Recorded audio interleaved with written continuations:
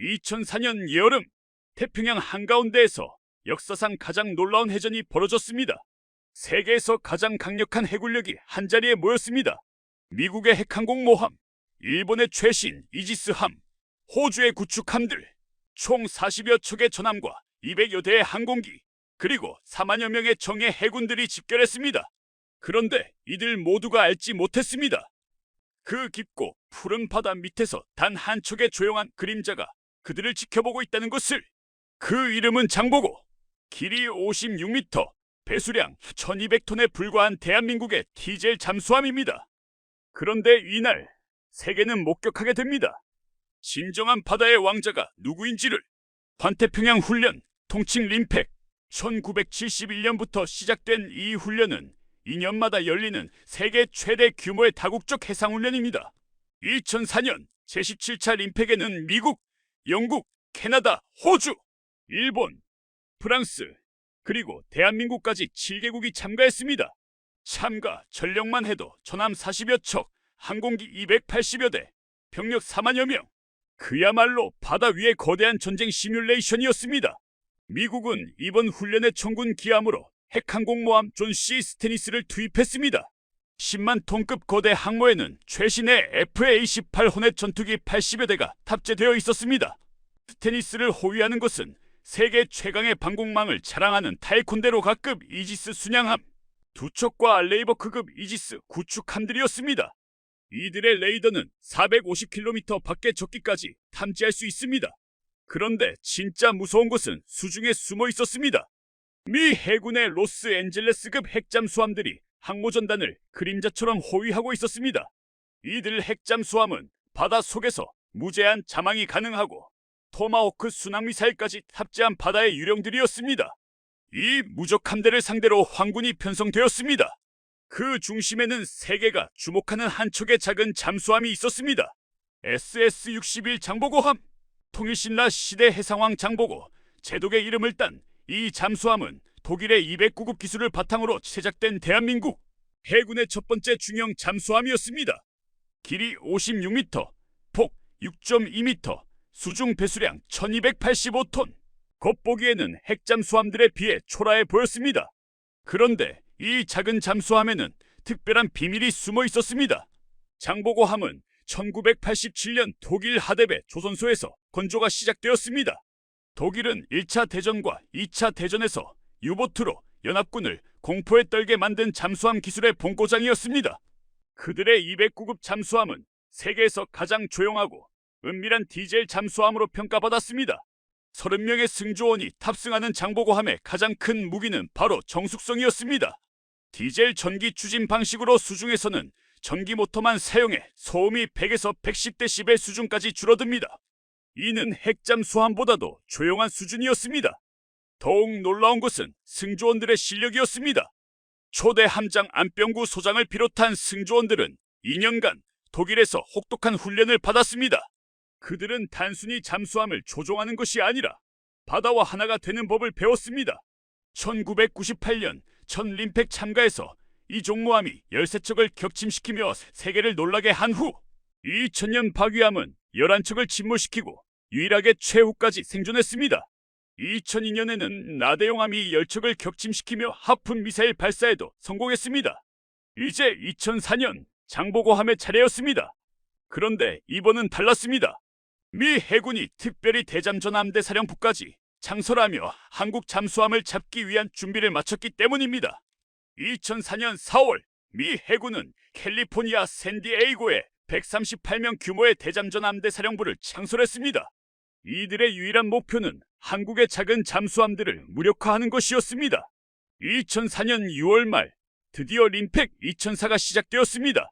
훈련 해역은 하와이 근해 수십만 평방킬로미터에 이르는 거대한 바다였습니다. 훈련은 실전과 동일하게 진행되었습니다. 청군과 황군으로 나뉘어 진짜 전쟁처럼 싸우는 것입니다. 청군의 기함은 당연히 존 C. 스테니스 항모였고 황군에는 각국의 다양한 전함들이 배치되었습니다. 황군에 배치된 장보고함의 임무는 명확했습니다. 청군의 수상 전력을 무력화하는 것. 그런데 상대는 만만치 않았습니다. 세계 최강의 항모전단이 형성한 다층 방어망을 뚫어야 했습니다. 외곽에는 P-3C 오라이언 대잠 초계기들이 끊임없이 순찰했습니다. 바다 위에는 이지스함들이 레이더로 수백 킬로미터를 감시했습니다. 그리고 수중에는 핵잠수함들이 소나로 바다를 스캔했습니다. 그런데 장보고함은 이미 움직이기 시작했습니다. 수심 100m 아래에서 마치 바다의 일부가 된 것처럼 조용히 그리고 치명적으로 움직였습니다. 수중에서는 절대적인 정적이 지배합니다. 한 번의 소음이라도 들키면 그 순간 사냥꾼에서 사냥감이 되는 것이 잠수함의 세계입니다. 장보고함의 소나 요원들은 바다의 모든 소리를 구분할 수 있었습니다. 고래의 울음소리, 상선의 엔진음, 그리고 적함의 스크류 소리까지. 첫 번째 목표가 탐지되었습니다. 알레이버크급 구축함이었습니다. 거리 15km, 속도 20노트로 초계 중이었습니다. 함장의 음성이 조용히 울렸습니다. 표적 방위 090, 거리 15000, 어뢰 발사 준비. 그런데 장보고함은 아직 움직이지 않았습니다. 진정한 사냥꾼은 완벽한 순간을 기다릴 줄 아는 법입니다. 독일제 수트 어뢰 8발이 발사관에 장전되어 있었습니다. 각 어뢰는 260kg의 포격을 탑재하고 있어 어떤 전함이라도 치명타를 가할 수 있었습니다. 거리 10km, 8km, 5km. 장보고함은 마치 바다의 그림자처럼 적함에 접근했습니다. 그리고 마침내 함장의 명령이 떨어졌습니다. 어뢰 발사! 첫 번째 적함 격침. 그런데 이것은 시작에 불과했습니다. 청군 지휘부는 혼란에 빠졌습니다. 구축함 한 척이 갑자기 격침 판정을 받았는데 공격한 적함을 찾을 수 없었던 것입니다. 뭔가 잘못되었다. 어뢰 공격을 받았는데 공격자가 보이지 않는다. 청군 지휘관들의 당황한 목소리가 무전을 가득 메웠습니다. 모든 센서가 총동원되었습니다. 이지스함의 SPY 레이더가 360도로 회전하며 바다를 스캔했고 P-3C 오라이언들이 소노브이를 대량 투하했습니다. 핵잠수함들도 액티브 소나로 바다를 뒤졌습니다. 그런데 장보고함은 이미 그 자리에 없었습니다. 조류와 수온층을 이용해 소나 그림자 속으로 사라진 것입니다. 바다에는 수온이 다른 여러 층이 있습니다. 이 수온층 사이에서는 음파가 굴절되어 소나 탐지가 어려워집니다. 장보고함의 승조원들은 이런 바다의 특성을 완벽하게 이용할 줄 알았습니다. 소나 요원의 목소리가 들려왔습니다. 표적 소실. 신호를 찾을 수 없습니다. 그리고 두 번째 공격이 시작되었습니다. 이번 목표는 타이콘데로가급 이지스 순양함이었습니다. 9600톤급의 거대한 전함으로 세계 최고의 방공 능력을 자랑했습니다. 그런데 물속에서는 그 위력이 무력했습니다. 장보고함은 순양함의 측면으로 접근했습니다. 가장 방어가 약한 지점이었습니다. 거리 7km에서 함장의 명령이 다시 울렸습니다. 2번, 3번 어뢰 발사. 두 발의 어뢰가 순양함을 향해 날아갔습니다. 그런데 장보고함은 여기서 멈추지 않았습니다. 이미 다음 목표를 향해 움직이고 있었습니다. 세 번째, 네 번째, 다섯 번째. 장보고함의 공격은 계속되었습니다. 마치 바다의 유령처럼 공격하고 사라지고 다시 나타나서 공격하기를 반복했습니다. 청군의 함정들이 하나씩 격침 판정을 받았습니다. 구축함, 호위함, 심지어 다른 나라의 최신의 함정들까지. 미군 지휘관들은 믿을 수 없었습니다. 세계 최강의 항모전단이 보이지도 않는 적에게 하나씩 당하고 있었던 것입니다. 마침내 장보고함의 최종 목표가 시야에 들어왔습니다. 핵항공모함 존시, 스테니스, 길이 332m, 만재 배수량 10만 톤의 바다 위 요새였습니다. 스테니스에는 FA-18 호넷 전투기 80여 대가 탑재되어 있었고 3,200명의 승조원이 근무하고 있었습니다. 이것은 단순한 군함이 아니라 바다 위의 이동 도시였습니다. 하지만 문제가 있었습니다. 스테니스는 완벽한 방어막에 둘러싸여 있었습니다. 6척의 이지스함이 원형으로 호위하고 있었고 상공에는 전투기들이 초계 중이었습니다. 더욱이 대잠 헬기들이 디핑 소나로 바다를 샅샅이 뒤지고 있었습니다. 그리고 수중에는 두 척의 로스앤젤레스급 핵잠수함이 스테니스를 그림자처럼 따르고 있었습니다. 함장의 음성이 조용히 울렸습니다. 이것이 진짜 시험이다. 우리가 정말 세계 최고인지 증명할 때가 왔다. 장보고함은 신중하게 접근했습니다. 스테니스 주변의 방어망에는 빈틈이 있었습니다. 호위함들 사이사이에는 완벽하지 않은 구멍들이 존재했습니다. 장보고함은 마치 바늘이 실을 꿰뚫듯 호위함들 사이를 통과했습니다. 속도는 산호트, 거의 조류와 같은 속도였습니다. 어떤 소나도 이를 인공적인 소음으로 구분할 수 없었습니다. 이때 위험한 순간이 찾아왔습니다. 정확히 오후 2시 30분, 대잠 헬기 하나가 장보고함 위로 접근했습니다. 소나 요원의 긴장된 목소리가 들려왔습니다. 헬기 접근. 디핑 소나 투하. 헬기에서 내린 소나가 바로 장보고함 위 50m 지점에 떨어졌습니다. 만약 발각되면 모든 것이 끝이었습니다. 하지만 장보고함은 침착했습니다. 엔진을 완전히 정지하고 해저 안반 근처로 하강했습니다. 안반에서 반사되는 소나, 에코가 잠수함의 신호를 가려주었습니다. 5분이 지났습니다. 길고 긴 5분이었습니다. 헬기는 마침내 다른 곳으로 이동했습니다. 안전, 헬기 이탈, 소나, 요원의 안도의 목소리가 들렸습니다. 장보고함은 다시 움직이기 시작했습니다. 이제 스테니스까지 불과 8km였습니다. 하지만 또 다른 장애물이 기다리고 있었습니다. 로스앤젤레스급 핵잠수함이 스테니스 주변을 순찰하고 있었습니다. 이 핵잠수함은 장보고함보다 3배 이상 크고 더 강력한 무기를 탑재하고 있었습니다. 직접 대결한다면 승산이 없었습니다. 하지만 장보고함에게는 다른 무기가 있었습니다. 바로 진무기였습니다. 핵잠수함은 강력하지만 시끄러웠습니다. 원자로의 냉각수 펌프와 터빈 소음 때문에 완전한 침묵은 불가능했습니다. 반면 장보고함은 완전히 조용할 수 있었습니다. 장보고함은 핵잠수함의 소나, 그림자를 이용했습니다. 핵잠수함 바로 아래쪽에 위치해 그 소음에 숨어든 것입니다. 이렇게 하면 핵잠수함의 소나로도 탐지할 수 없었습니다. 마치 포식자의 그림자에 숨어 이동하는 작은 물고기처럼 장보고함은 핵잠수함을 따라 스테니스에 접근했습니다. 드디어 그 순간이 왔습니다. 스테니스까지의 거리 5km, 완벽한 어뢰 사정거리였습니다. 함장의 목소리가 마지막으로 울렸습니다. 최종 목표 확인, 스테니스 항모, 어뢰 발사 준비. 잠시의 정적이 흘렀습니다. 30명의 승조원 모두가 숨을 죽였습니다. 발사! 어뢰가 발사되었습니다. 아니, 정확히는 6발의 어뢰가 연속으로 발사되었습니다. 장보고함은 확실히 하고 싶었습니다. 세계 최강의 항공모함을 상대로 한 발로는 부족할 수도 있었기 때문입니다. 어뢰들은 조용히, 하지만 치명적으로 목표를 향해 날아갔습니다. 3분 후 훈련 통제소에서 신호가 왔습니다. 스테니스 항모 격침 판정. 순간 장보고함 내부는 정적에 빠졌습니다. 그리고 이어서 폭발하는 환호성. 그들이 해낸 것입니다. 세계 최강의 항공모함을 격침시킨 것입니다. 하지만 장보고함의 사냥은 아직 끝나지 않았습니다. 스테니스를 격침시킨 후에도 계속해서 호위함들을 공격했습니다. 혼란에 빠진 청군 함대는 어디서 공격이 오는지도 모른 채 하나씩 격침 판정을 받았습니다. 일본의 최신의 구축함들도 예외가 아니었습니다. 최종 결과는 충격적이었습니다. 장보고함 혼자서 30여 척의 함정을 격침시켰습니다. 그 중에는 10만 톤급 핵항공모함, 스테니스, 2척의 타이콘데로 가급 순양함, 다수의 이지스 구축함들이 포함되어 있었습니다. 더욱 놀라운 것은 장보고함이 단 한 번도 탐지되지 않았다는 사실이었습니다. 미국 태평양 함대 잠수함 사령관 설리반 소장은 훈련 후 공식 전문을 보내왔습니다.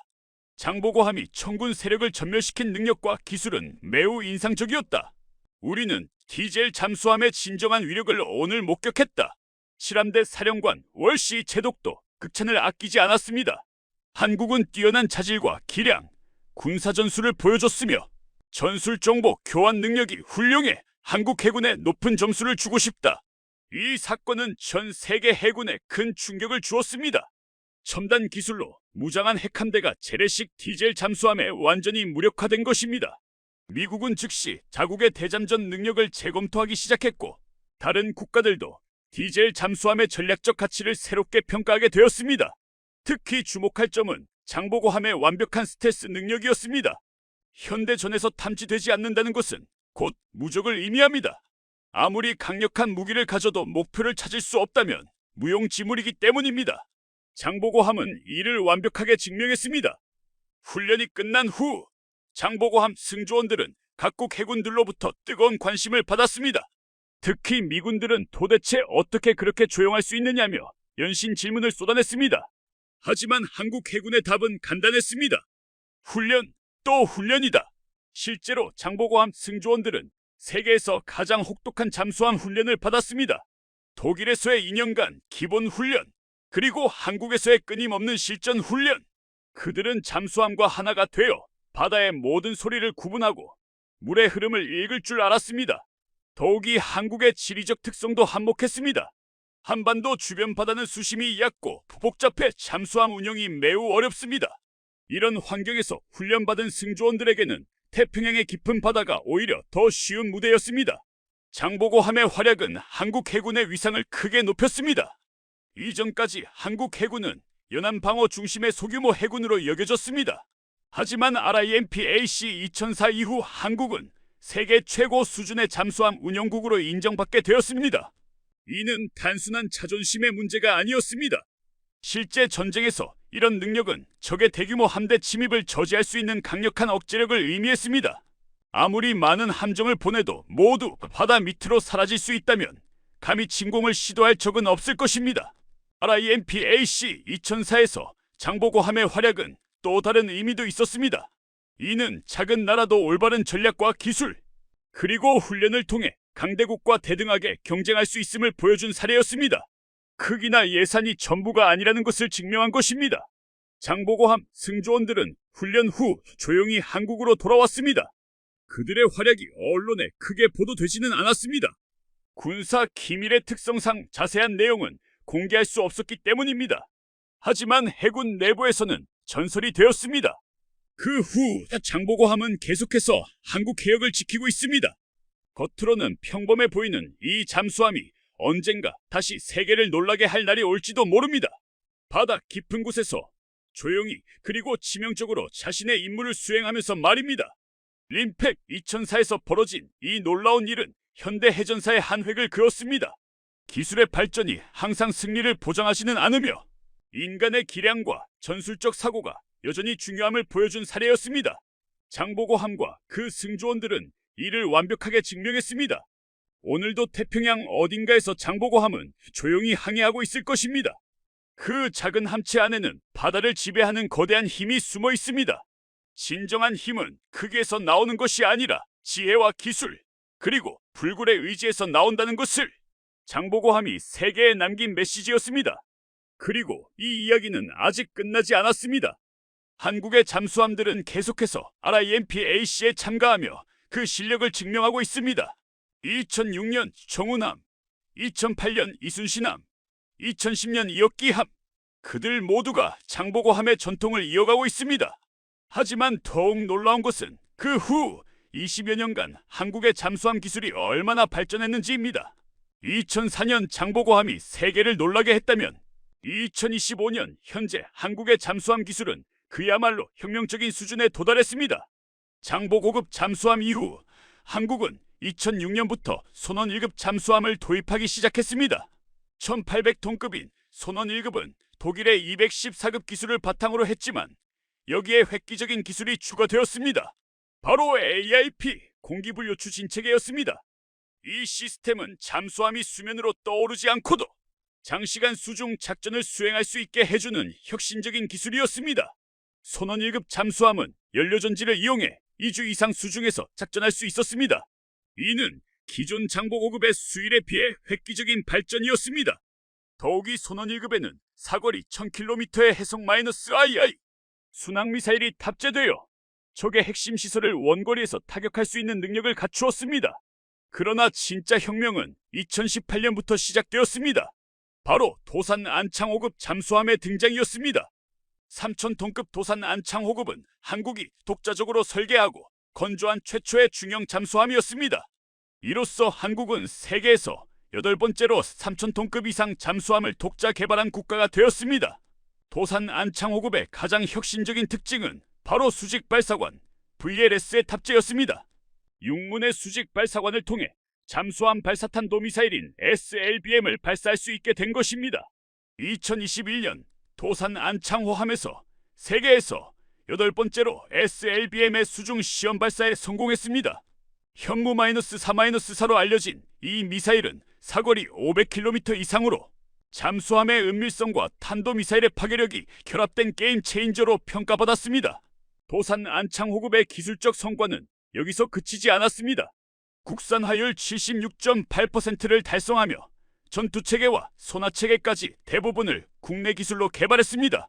특히 압력 선체에 사용된 HY100강은 한국이 독자 개발한 합금강으로 최대 자망심도 610m까지 견딜 수 있는 첨단 소재였습니다.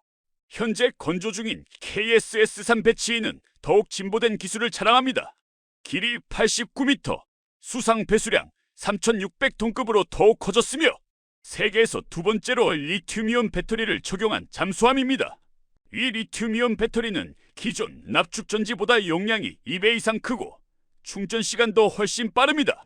마치 승용차 100대 분의 배터리를 탑재한 것과 같은 수준입니다. 또한 배치-2에는 말구평 소나체계가 장착되어 탐지 성능이 기존보다 3배나 향상되었습니다. 이는 일본의 최신 타이게이급이나 미국 버지니아급에서나 볼 수 있던 첨단 소나 기술입니다. 더욱이 대형화된 신형 VLS를 통해 더 강력한 SLBM을 탑재할 수 있게 되었습니다. 한국의 잠수함 기술 발전은 단순히 국내에만 머물지 않았습니다. 2011년 인도네시아에 1,400톤급 나가파사급 잠수함 3척을 1조 3천억 원에 수출하며 세계 잠수함 시장에 데뷔했습니다. 이는 영국, 프랑스, 러시아, 독일에 이어 세계에서 5번째로 한국이 달성한 첫 재래식 디젤 잠수함 수출이었으며 한국 방산 수출 역사상 최고가 계약이었습니다. 인도네시아 수라바야의 해군 이함대에 배치된 이 잠수함들은 현재 실전에서 성공적으로 운영되고 있습니다. 일본함 나가파사 KRI 나가파사 403, 2번함 아르다데 달리 KRI 아르다데 달리 404, 3번함 알루고로 KRI 알루고로 405로 명명된 이들. 잠수함은 인도네시아가 꿈꾸는 해양 강국의 핵심 전력이 되었습니다. 특히 3번함인 알루고로함은 매우 특별한 의미를 가집니다. 신의 무기를 뜻하는 이름처럼 이 잠수함은 완제품을 수입한 일, 2번함과 달리 인도네시아 현지 국영조선소 8에서 한국 기술을 전수받은 현지 기술자들이 직접 조립했습니다. 10년 가까이 한국으로부터 기술을 전수받은 결과 인도네시아의 잠수함 조립 기술이 높은 수준에 도달했음을 보여주는 성과였습니다. 2020년 1월 20일 알루고로함은 인도네시아 역사상 최초로 수심 250m까지 자망하는 데 성공했습니다. 발리섬 북서쪽 먼바다에서 1시간 30분간 진행된 이 역사적인 자망은 인도네시아 해군 역사의 위대한 도약이었습니다. 함장 타오피크 중령은 100M, 200M 내려가면서 두려운 마음도 있었지만 결국 완벽하게 해냈다고 감격스러워했습니다. 가장 놀라운 것은 잠수함의 가장 치명적인 결함으로 꼽히는 자망 시 수압에 의한 용접 부위의 파손이 전혀 없었다는 점입니다. 한국의 기술진과 함께 탑승한 유수준 대우조선해양 특수선사업본부장은 작은 누수의 원인으로 지목된 관통구 밸브를 잠그자 아무 문제 없었다고 밝혔습니다. 300개가 넘는 관통구를 가진 복잡한 잠수함이 완벽하게 작동한 것입니다. 인도네시아 국영조선소 PALFD만 사장은 10년 가까이 한국으로부터 기술을 전수받은 덕분이라며 더 많은 협력을 통해 승조원들의 운항 능력을 향상시키고 조립 수준을 넘어 우리 손으로 완전한 잠수함을 건조하고 싶다고 말했습니다. 이는 한국의 잠수함 기술이 단순한 수출을 넘어 기술 이전과 현지화까지 성공적으로 이루어졌음을 보여주는 증거였습니다. 2019년에는 추가로 3척을 더 수주하여 총 6척의 잠수함을 인도네시아에 수출하게 되었습니다. 1조 1,600억 원 규모의 이 추가 계약은 한국의 잠수함 기술에 대한 인도네시아의 신뢰를 보여주는 것이었습니다. 비록 정치적 변화로 인해 일부 지연이 있었지만 긴 세월 쌓아온 양국 간 신뢰와 한국의 성실한 기술 지원 그리고 인도네시아의 잠수함 자체 건조 염원이 어우러진 결과였습니다. 현재 인도네시아에서 운영 중인 한국 잠수함들은 1만 7천여 개의 섬으로 이루어진 인도네시아의 광활한 해역을 지키는 핵심 전력이 되었습니다. 이들 잠수함은 단순히 무기체계를 넘어 인도네시아와 한국 사이의 든든한 군사 협력의 상징이 되었습니다. 한국의 잠수함 수출 성공은 여기서 그치지 않았습니다. 현재 인도의 프로젝트 75Y 사업에서 독일과 양자 경쟁을 벌이고 있으며 필리핀에서도 1,400톤급 재래식 잠수함 2척 도입을 위해 프랑스와 경합하고 있습니다. 폴란드와 캐나다 등 여러 국가에서도 한국의 잠수함에 관심을 보이고 있어 K 잠수함의 미래는 더욱 밝아 보입니다. 2024년에는 HD 현대중공업이 독자적으로 개발한 신형 중형 잠수함을 공개하며 한국의 잠수함 수출 포트폴리오를 더욱 다양화했습니다. 이로써 한국은 1,400톤급부터 3,600톤급까지 다양한 급수의 잠수함을 수출할 수 있는 능력을 갖추게 되었습니다. 현재 한국의 잠수함 기술은 세계 최고 수준에 도달했습니다. 특히 AIP 기술과 리튬이온 배터리 기술에서는 독일, 일본과 어깨를 나란히 하고 있으며 SLBM 기술에서는 세계 극소수 국가만이 보유한 핵심 기술을 확보했습니다. 더욱 놀라운 것은 이 모든 기술이 순수 국내 기술로 개발되었다는 점입니다. 1987년 독일로부터 기술을 도입하며 시작된 한국의 잠수함 역사가 불과 40여 년 만에 세계 최고 수준의 독자 기술로 발전한 것입니다. 2004년 RIMP AC에서 장보고함이 보여준 놀라운 성과는 단순한 우연이 아니었습니다. 그것은 한국 해군과 방위산업이 쌓아온 실력과 노하우의 결정체였습니다. 그리고 그 전통은 지금도 계속되고 있습니다. 현재 한국 해군은 장보고급 9척, 선원 1급 9척, 그리고 도산 안창 5급 3척을 운영하고 있으며 추가로 도산 안창 5급 6척을 더 건조할 예정입니다. 이로써 한국은 명실상부한 아시아 최강의 잠수함 전력을 보유하게 됩니다. 더욱이 한국의 잠수함 기술은 단순히 무기체계를 넘어서 국가의 핵심 전략 자산이 되었습니다. 잠수함은 평시에는 강력한 억제력으로 작용하고 유사시에는 적의 핵심 시설을 타격할 수 있는 전략 무기입니다. 특히 SLBM을 탑재한 도산 안창 호급은 한국의 삼축체계 중 하나인 전략 타격 능력의 핵심을 담당하고 있습니다. 21년 전 RIMP AC 2004에서 장보고함 하나가 30여 척의 적함을 격침시키며 세계를 놀라게 했다면 2025년 현재 한국은 21척의 세계 최고 수준 잠수함을 보유한 잠수함 강국이 되었습니다. 그 중에는 세계에서 가장 조용하고 치명적인 도산 안창 호급도 포함되어 있습니다. 바다는 넓고 깊습니다. 그 속에는 수많은 비밀이 숨어 있습니다. 하지만 가장 큰 비밀은 작은 것이 큰 것을 이길 수 있다는 진리일 것입니다. 장보고함이 RIMP AC 2004에서 보여준 것처럼 말입니다. 지면의 그림자는 계속해서 바다를 지키고 있습니다. 조용히 그리고 치명적으로 2004년 하나의 장보고함에서 시작된 전설은 이제 21척의 첨단 잠수함으로 이어지고 있습니다. 그리고 이들은 모두 같은 DNA를 가지고 있습니다. 세계는 여전히 한국의 잠수함을 주목하고 있습니다. 2004년의 놀라움이 우연이 아니었음을 지난 20년간의 발전이 증명했기 때문입니다. 그리고 앞으로도 한국의 잠수함은 계속해서 바다의 평화를 지키며 필요할 때는 언제든 그 치명적인 실력을 보여줄 준비가 되어 있습니다. 이것이 2004년 RIMP AC에서 시작되어 2025년 현재까지 이어지는 대한민국 잠수함의 전설입니다. 그리고 이 전설은 아직 끝나지 않았습니다. 바다 깊은 곳에서 심연의 그림자들이 오늘도 조용히 우리를 지키고 있습니다. 오늘은 어떠셨나요? 구독, 좋아요, 알림 설정도 해주시면 매우 감사하겠습니다. 다음 시간에 뵙겠습니다. 시청해주셔서 감사합니다.